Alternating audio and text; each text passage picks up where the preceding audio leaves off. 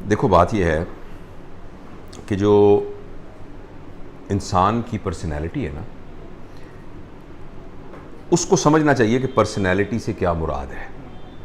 Personality एक लफ्ज़ से निकला है, ग्रीक लफ्ज़ से परसोना।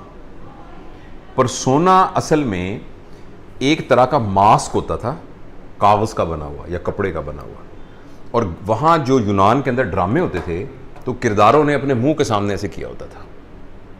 अच्छा, अगर वो बादशाह का बना हुआ है तो वो बादशाह बना हुआ है, अगर वो फ़कीर का बना हुआ है तो वो फ़कीर बना हुआ है।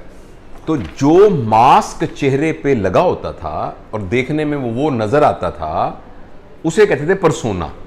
और उससे लफ्ज़ निकला है पर्सनैलिटी, यानी जो हम नज़र आते हैं। तो बिल्कुल सही है, हमें अच्छा नज़र आना चाहिए, हमें साफ़ सुथरा नज़र आना चाहिए, हमें प्लेजेंट नज़र आना चाहिए, हमें डिसेंट नज़र आना चाहिए। सिर्फ नज़र आने वाली बात नहीं, हम अपने आप को कंडक्ट कैसे करते हैं, हम चलते कैसे हैं, हम बैठते कैसे हैं, हम गुफ्तगू करते हैं, ये सारी की सारी चीज़ें पर्सनैलिटी। हम कपड़े कैसे पहनते हैं, हमारे बालों की तराश खराश क्या है, हमें कॉम्बिनेशन कपड़ों का समझ में आता है कि नहीं आता, ये है पर्सनैलिटी। लेकिन ये सारी की सारी चीज़ें वैसी हैं जैसे ये परसोना ऊपर मास्क था। ये बाहर बाहर की चीज़ें हैं, और ये आदमी ड्रामा करके भी कर सकता है, ये जाली भी कर सकता है, ये बिल्कुल चालाक बन के और अपने आप को कंपोज करके कर सकता है, जैसे कस्टमर सर्विसेज के लोग करते हैं, जिन लोगों ने क्लाइंट्स को डील करना होता है, डायरेक्ट कर सकते हैं। लेकिन इसके फिर ये ऐसे ही है जैसे ये दरख्त है और ये ज़मीन है, ये जो दरख्त के ऊपर है ना, ये पर्सनैलिटी है। लेकिन जो ये नीचे ये चीज़ें हैं ना, ये जड़ें हैं, और इसको कहते हैं इंडिविजुअलिटी। ये पर्सनैलिटी है और ये इंडिविजुअलिटी है। और इनको एक और तरीका है डिफाइन करने का, जो लोगों ने डिफाइन किया है। ये जो सारे करैक्टर हैं, ये सारे के सारे हैं पर्सनैलिटी एथिक्स, और ये जो नीचे नीचे हैं इन्हें कहते हैं character ethics. Unfortunately recently West ने, चूंकि कैपिटलिस्ट सोसाइटी है ना और कंज्यूमर कल्चर है, जिसमें आपने चीज़ें प्रोड्यूस करनी है और उनको बेचनी है, आगे जाके बेचने के लिए, लोगों को कायल करने के लिए आपको ये वाले करैक्टर चाहिए। इसलिए जितनी भी ट्रेनिंग्स होती हैं ना, कभी आप देखें कॉर्पोरेट ट्रेनिंग जिनको कहते हैं, वो किस तरह होती हैं कि जी आपने क्लाइंट को कैसे उसका दिल जीतना है, आपने कम्युनिकेट कैसे करना है, आपने कॉन्फ्लिक्ट को कैसे रिज्यूल करना है, आपने, ये सारी की सारी चीज़ें पर्सनैलिटी एथिक्स हैं, जो कि हमारी लोगों के साथ जो सरफेस के ऊपर इंटरेक्शन है, ये उसको डिफाइन करती हैं। और इसमें कोई हर्ज नहीं है, ये करना चाहिए, लेकिन इनको बैकअप करना चाहिए by character ethics. Character ethics क्या होते हैं? Honesty, truthfulness, dedication, hard work, sincerity.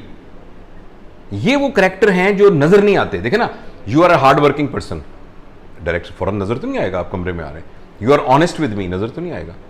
You are very dedicated, नजर तो नहीं आएगा। यू आर ट्रूथफुल, नजर नहीं आएगा। तुम्हारा एक्ट मुझे over the long period of time आपके साथ डील करते हुए मुझे पता लगेगा।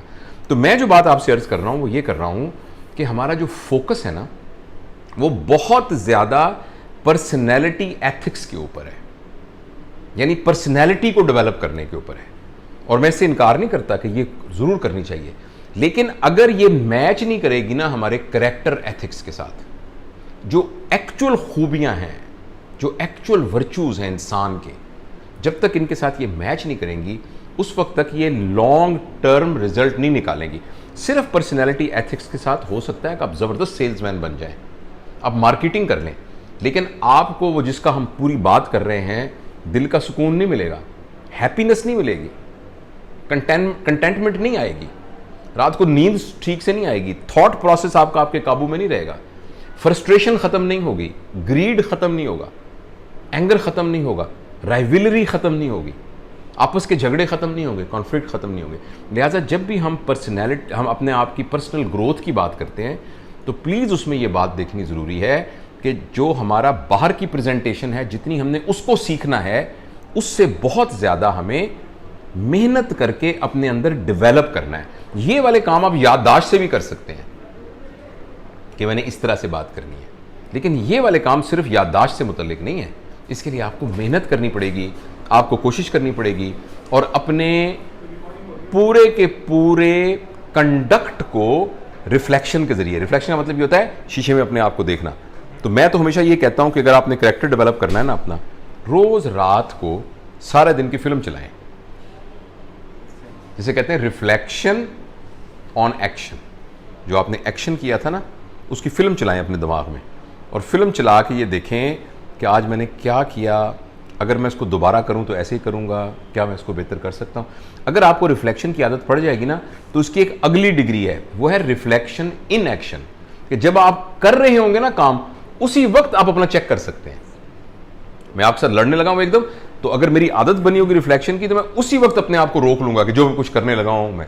तो जब तक ये डेवलप नहीं होती, तो कम से कम हम रिफ्लेक्शन ऑन एक्शन तो करें, रात को बैठ के ना अपने आप को रिवाइज करें। तो ये कुछ चीजें हैं जिनके बारे में हमें ज़हन में रखना चाहिए।